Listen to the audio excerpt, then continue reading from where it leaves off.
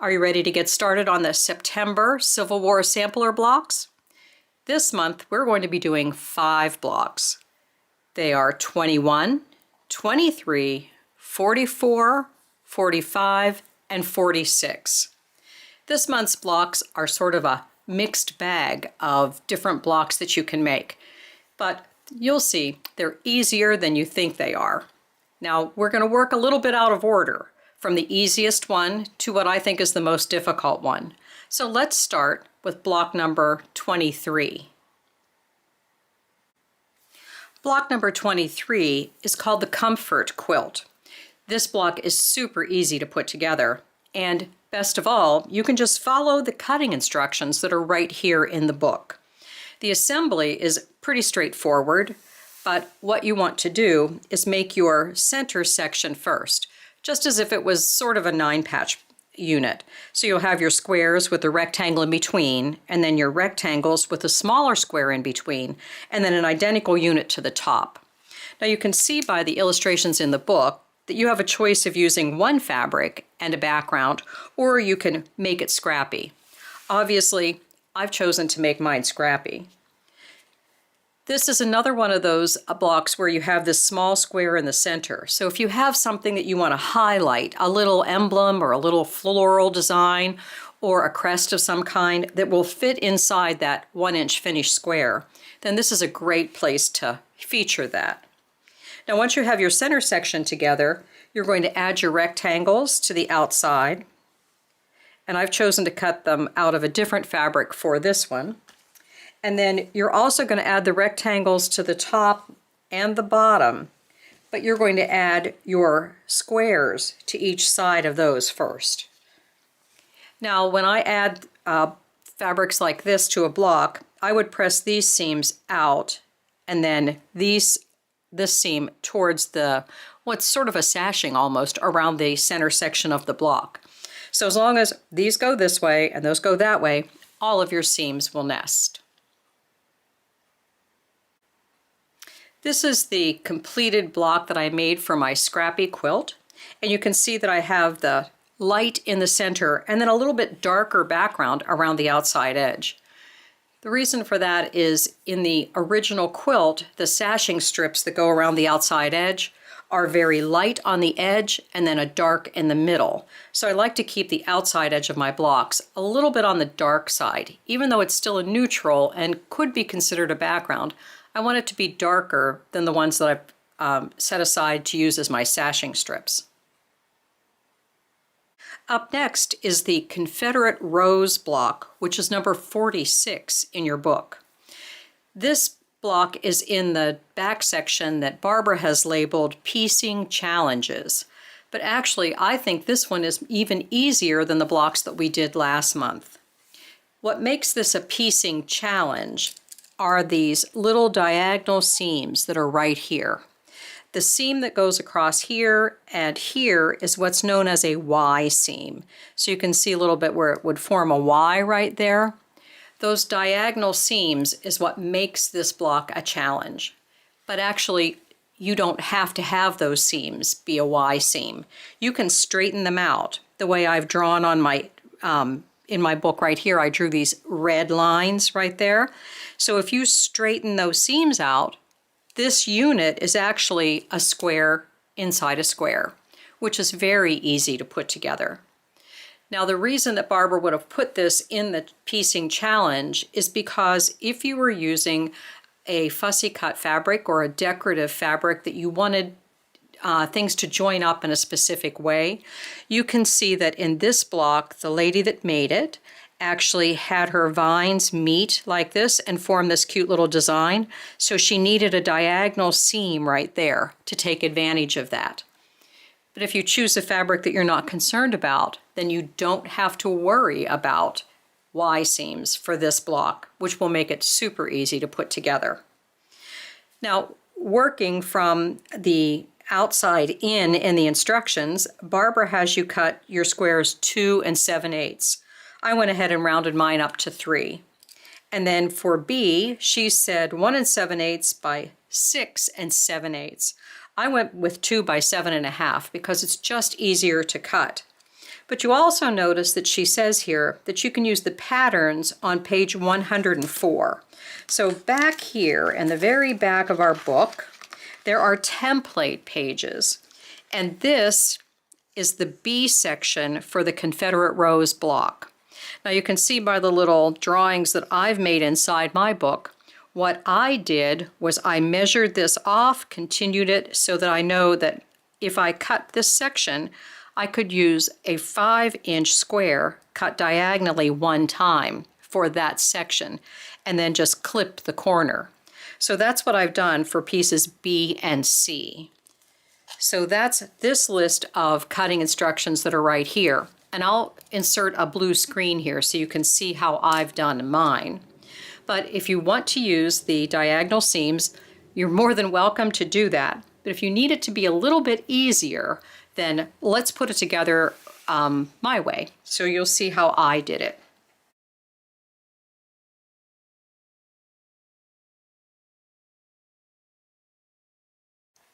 So we build from the center out. So D is the center square that goes right here.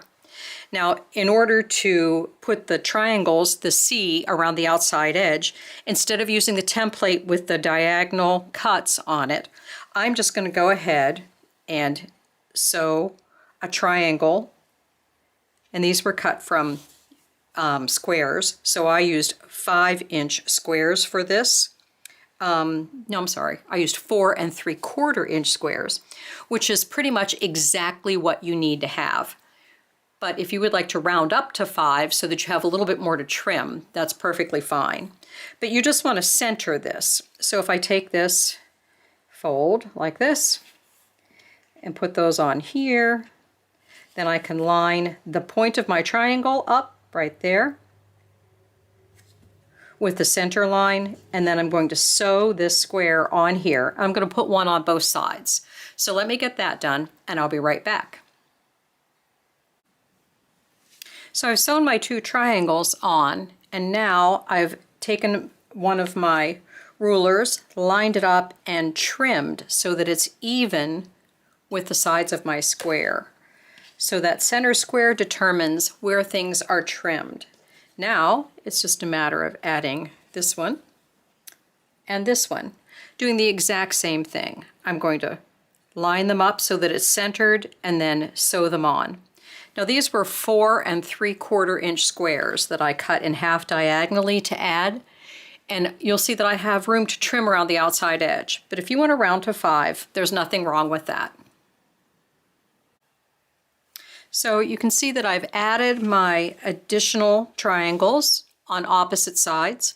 The direction that you press your seams really doesn't matter because these seams don't meet with anything else in the block. So press your seams in whichever way you would like. But now we need to square this block up and make it measure 6 inches. Not 6.5, we want 6 inches. And in order to do that, what we're going to do is use a square ruler, and I'm going to line the 3-inch line right here up with the points on my center square. So that corner and that corner. Then I'm also going to shift the ruler so that this 3-inch line goes directly across. So if I'm centered 3-inch here and I'm centered 3-inch here, then I can go ahead and trim. So let me get lined up here. Hold my ruler in place, and then I can trim these 2 sides. Remember, we're trimming to 6 inches, not 6.5. So now I'll rotate and then line my 6-inch line up with this edge, and the 3-inch lines should still remain in the center. And then I'll trim here and here. So now I'm ready to add the next section. So this will be on point, and I've chosen this stripe to go on opposite sides. And then once those are trimmed, we'll add these sides. So let's put those on and you can see what the block looks like.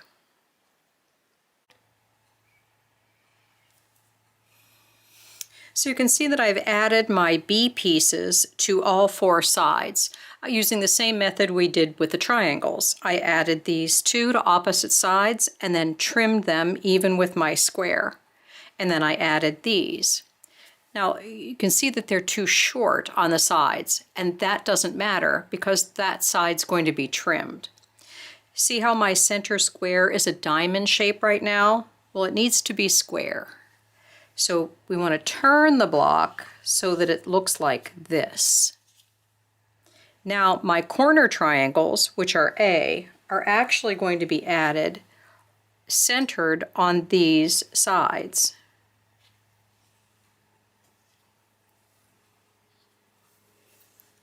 So you have a choice. You can trim all four corners and then add your triangles, or you can center the triangle, add it here so that it lines up point to point, sew them on, and then square up your block. So if you choose to trim first before you do this, then I use my quick trim and circle ruler, but what you want is a ruler that has 45-degree angle lines that cross right at the 1/4 inch. So if I'm going to trim this first, what I will do is line up those 45-degree lines so they line up exactly with the seam lines. So they're lined up right there and right there. What that's doing is leaving a 1/4 inch seam allowance on that side for me right there. So you can see I've trimmed all four of my sides on the 45-degree angle. One thing I want to caution you about is double check before you trim and make sure that you have 8 inches from this point to this point, and then you'll have a 1/4 of an inch beyond there. So make sure that your block is going to measure 8.5, your seam allowance plus 8 inches plus your seam allowance. So you can do that by measuring from these points towards the right or the left side. That should measure from here to the outside edge, should be 4.25 inches. But if you have to extend your seam allowance and float that center square a little bit to maintain your block size, there's nothing wrong with doing that. And then you also want to make sure that we put our triangles, the final corner triangles, on the right corners. So it can look like they're supposed to fit right here. But remember, our center square sits square in the block, not on point. So don't turn your block like this and try and add your triangles. Make sure that your center square is sitting square, and then add your 4 triangles to the outside edge, and then trim your block to measure 8.5 inches square. Now my block for my scrappier version of this looks like this. And you can see that I also chose for this block a fabric that didn't have to be fussy cut or need a Y seam to match a pattern for this block. Now your center square is a nice 3-inch finished, so if you have a larger pattern repeat fabric in your collection that you want to feature there, that's a great place to put one of those as well. Up next is block number 44, which is called the West Virginia block. Now this block also falls into the section that Barbara labeled Piecing Challenges. And I think you can see that the reason it's a challenge is because of the Y seam. So if you have a solid center square here, then you have to sew this angled seam. And so that seam, and that seam meet, and they form a Y. Now if you eliminate the Y seam and put additional seams in here, the way that I've drawn in my book over here, then actually what you have is a flying geese unit and a half square triangle. So if you'd like your pieces to match, you can do these 2 units out of the same fabric, but you could also choose to do them out of different fabrics. Now, I drew the outline of the block to figure out what I was going to need And as you can see, it's really a basic star block with half square triangles in the corner. And I'll give you a blue screen to tell you exactly what it is that I cut to put together here. But let's take a look at how we put this one together.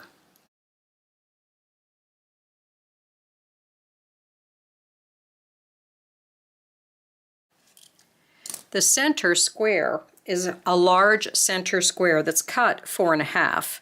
So that's going to finish at 4. That means if this is 4, we need 2-inch units to go on either side. Now there'd be 2.5 raw edge to raw edge. But those units, as I said, are simply flying geese. So they're 2.5 by 4.5 inch flying geese, raw edge to raw edge. They'll be 2 by 4 in our finished block. You can see it's a basic star block with a large square in the center. Now you can cut half square triangles and you could match them up so that this fabric and this fabric were the same. I chose to do it so that it was slightly different. But if I match the dark side and the light side, then you'll get that same look that you have over here where you have 2 different pieces.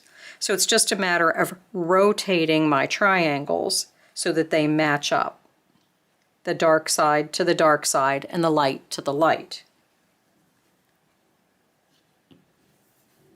Now if I want, I could get a different look from this by rotating them around the opposite direction.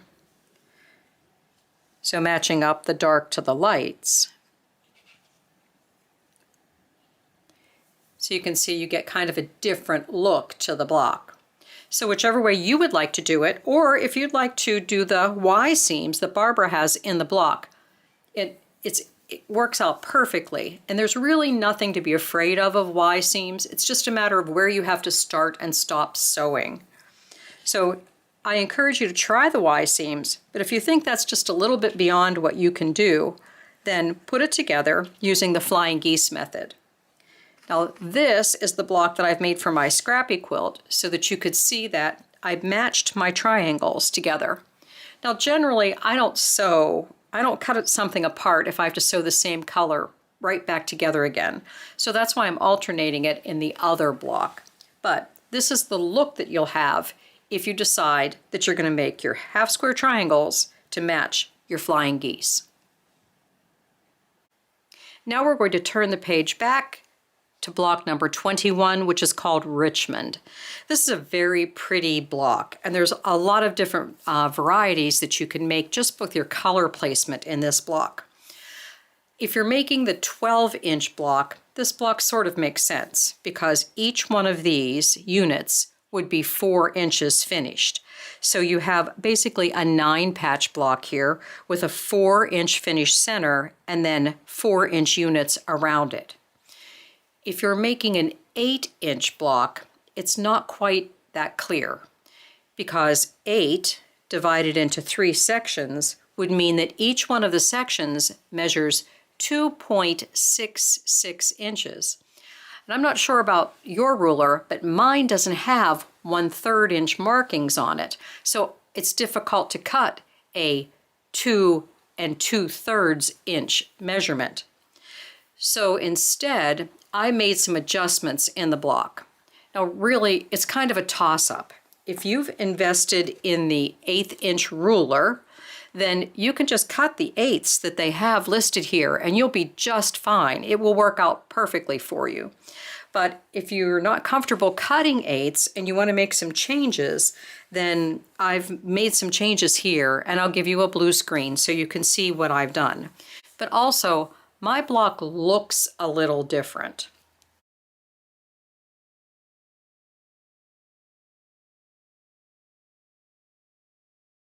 So let's take a look at the block that I made. This is my finished block. So you can see that it's the star, and I have that square in the background, but mine are solid squares instead of pieced squares. The biggest change that I made is that this center block here is finishing at 3 inches, but to make it an 8-inch block, each of these have to finish at 2.5, because 2.5 plus 3 plus 2.5 would be 8. So that meant I have to change this unit because it's no longer square. It has to be a rectangle. It's going to finish at 3 inches by 2.5 inches.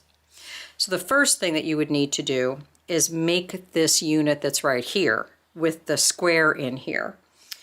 Now, it could be a 4-patch the way they have it in the book, but in order to get that 4-patch to sit inside here and work out properly, you would have to cut those squares 1.384 inches, and I can't find that dimension on my ruler, so it's easier for me to change the size.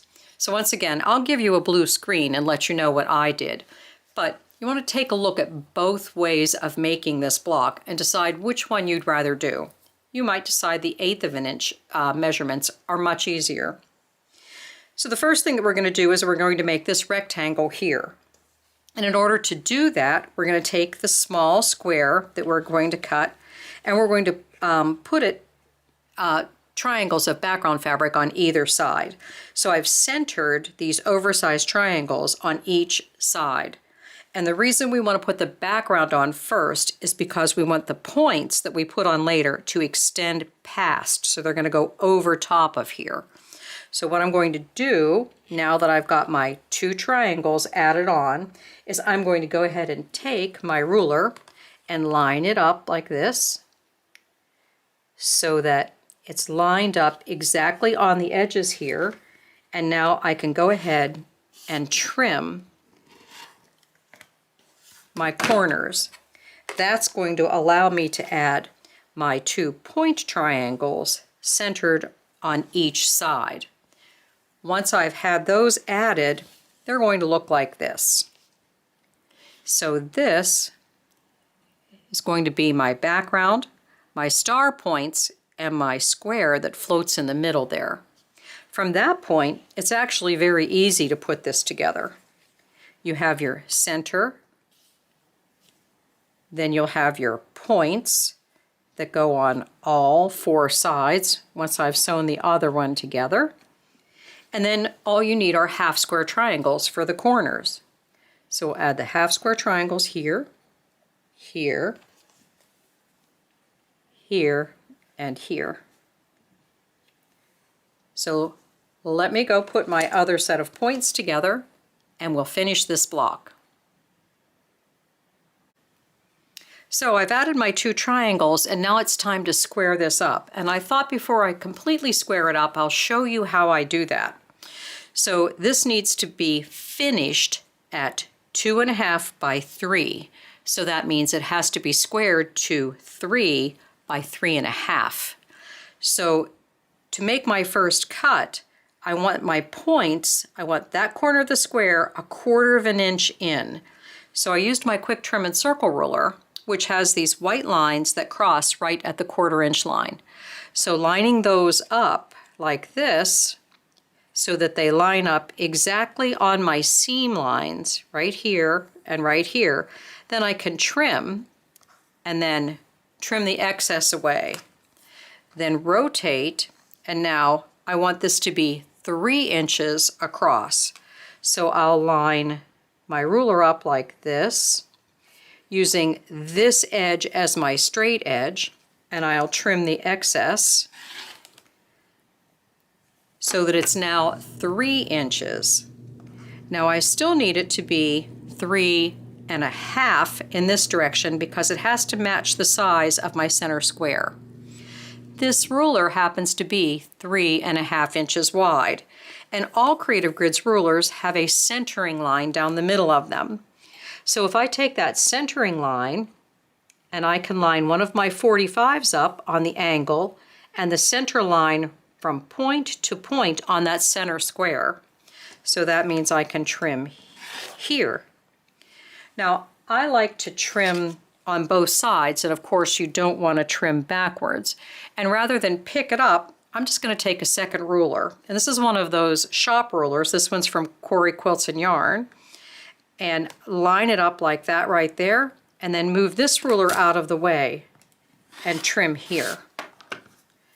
So now there's my point section for to make my Richmond block using my method as opposed to Barbara's. Our last block this month is number 45, which is the Carolina Lily. And because this block is in the number 40s in the book, you should know that it's in one of the categories that's called piecing challenges. Once again, the reason it's a piecing challenge is because of a Y seam. When you put your diamonds together, this right here, you can clearly see forms a Y. So there's a set-in seam right here. Once again, set-in seams are not difficult. It's a matter of stopping and starting at the 1/4 inch point rather than just sewing right off the edge. Now I can make this block a little bit easier for you, but first let's talk about the way Barbara put it together. One of the other things that makes this a challenge is that the Carolina Lily block is done with diamonds, and she's provided a template. The solid line is the size of the finished diamond, and the dotted lines are the size that you would cut your pieces. I think there might be just a bit of a mistake in the book, because from this line to this line measures 2 3/16 inches. So that's the size strip of fabric you would need. But up here it clearly says it's 2 1/8. Now I used the 2 1/8 inch measurements when I made mine. So if you follow these, you'll be fine. You might be thinking, well, I have specialty rulers that will cut that. I do too. Here's the problem. This one is the diamond dimensions ruler, and that makes sense. We're cutting diamonds. We want diamonds. The diamonds are this diamond means that the points are directly across from each other, so they're directly across in both directions. However, this is based on a 60-degree diamond, so 6 of these would make a complete circle.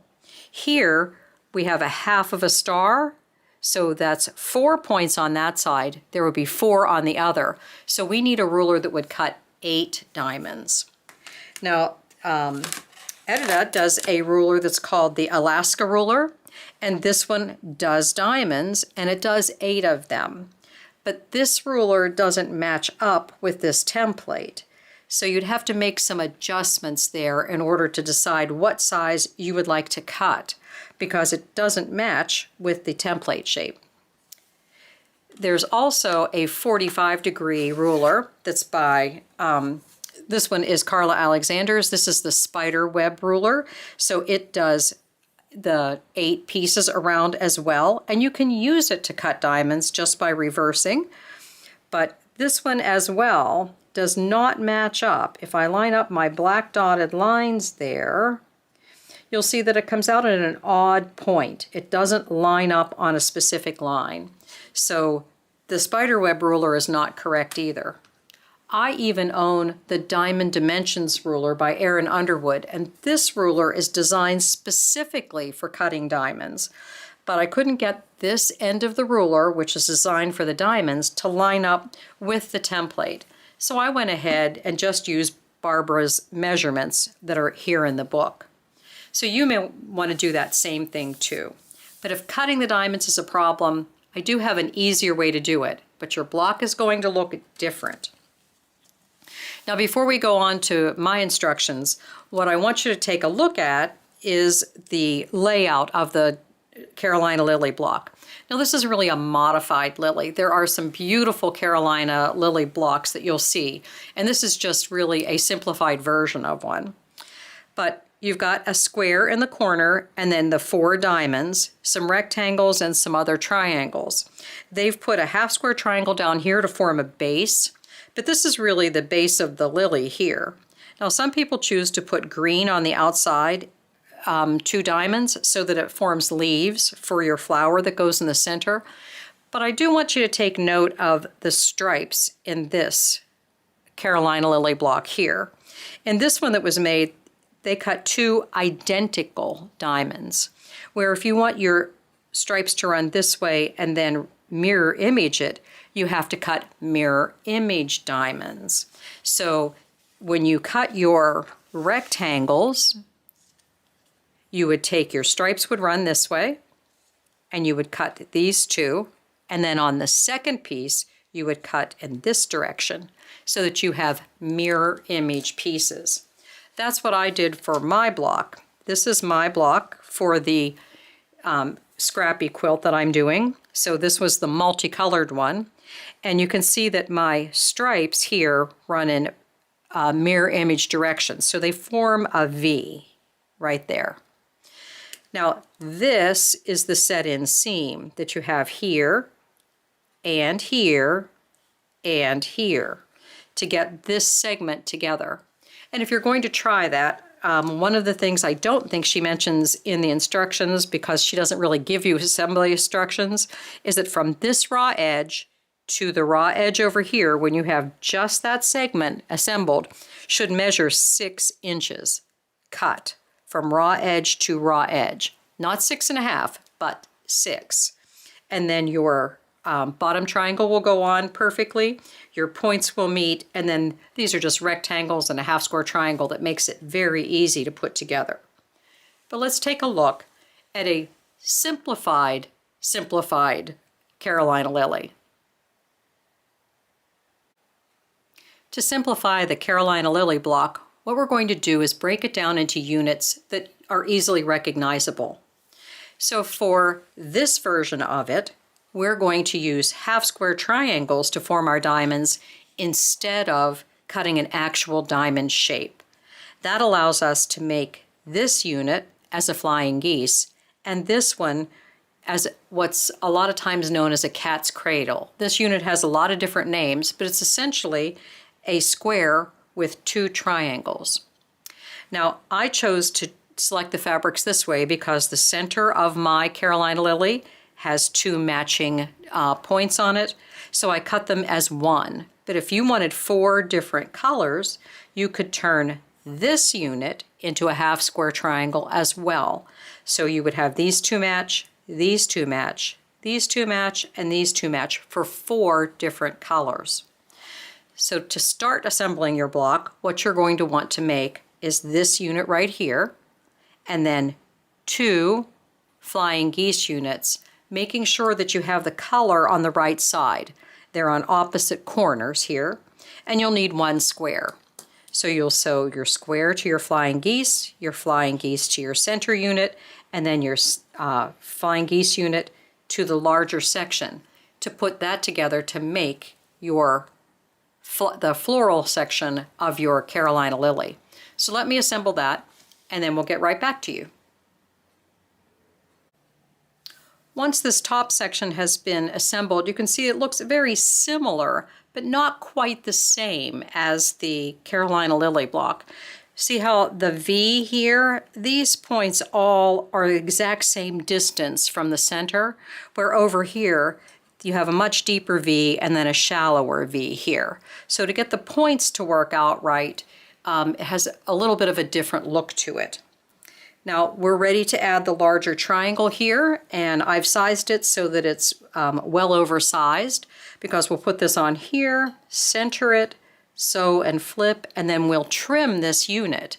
And for this version of the block, we're going to trim to 6.5 inches. This unit over here is trimmed to 6 inches. So this one will be just a little slightly larger. So let me get that added, and then we'll be ready to put our sides on. So the point section of our Carolina lily block has been assembled, and I've added the base to it.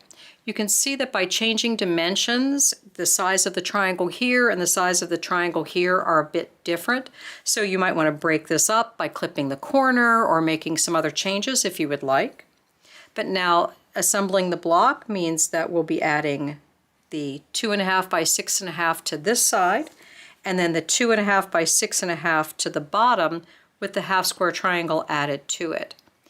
So you can see that the blocks are very similar. This one's much easier to piece than this one, but This one is also a lot more graceful than this one.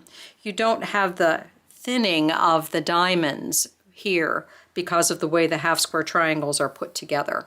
So whichever way you would like to make yours, you'll have that blue screen that will tell you exactly what I did to make mine. And that brings us to the end of the September blocks.